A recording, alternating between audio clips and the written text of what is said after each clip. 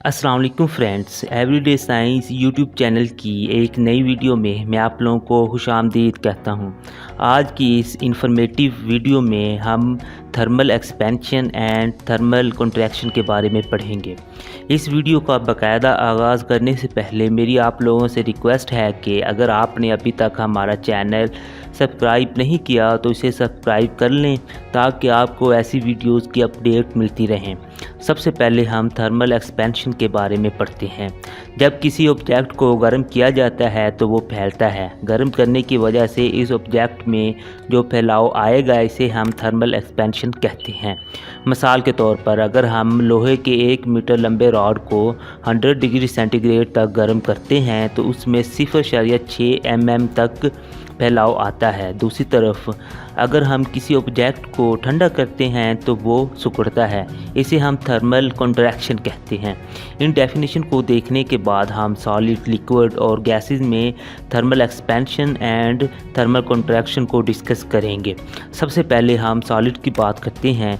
जैसा कि हम जानते हैं कि सॉलिड छोटे छोटे पार्टिकल से मिलकर बने होते हैं। ये पार्टिकल मजबूती से एक दूसरे के साथ जुड़े होते हैं। उनके दरमियान सिर्फ वाइब्रेटरी मोशन होती है। जब हम उन्हें गर्म करते हैं तो उनकी ये मोशन तेज़ हो जाती है और वो एक दूसरे को धकेलना शुरू कर देते हैं। ये सॉलिड में एक्सपेंशन की वजह बनती है। दूसरी तरफ अगर हम उन्हें ठंडा करते हैं तो ये मोशन स्लो हो जाती है। इस वजह से सॉलिड सिकुड़ते हैं। लिक्विड में भी thermal expansion and contraction solid की तरह होती है, लेकिन लिक्विड के पार्टिकल सॉलिड के पार्टिकल की तरह आपस में इतनी मजबूती से नहीं जुड़े होते हैं। अब हम गैसेस में थर्मल एक्सपेंशन एंड कॉन्ट्रैक्शन की बात करते हैं। गैसेस के मॉलिक्यूल्स मुस्तकिल रैंडम मोशन करते हैं। इस मोशन की वजह से ये सिलेंडर की दीवारों से और दूसरे पार्टिकल से टकराते हैं।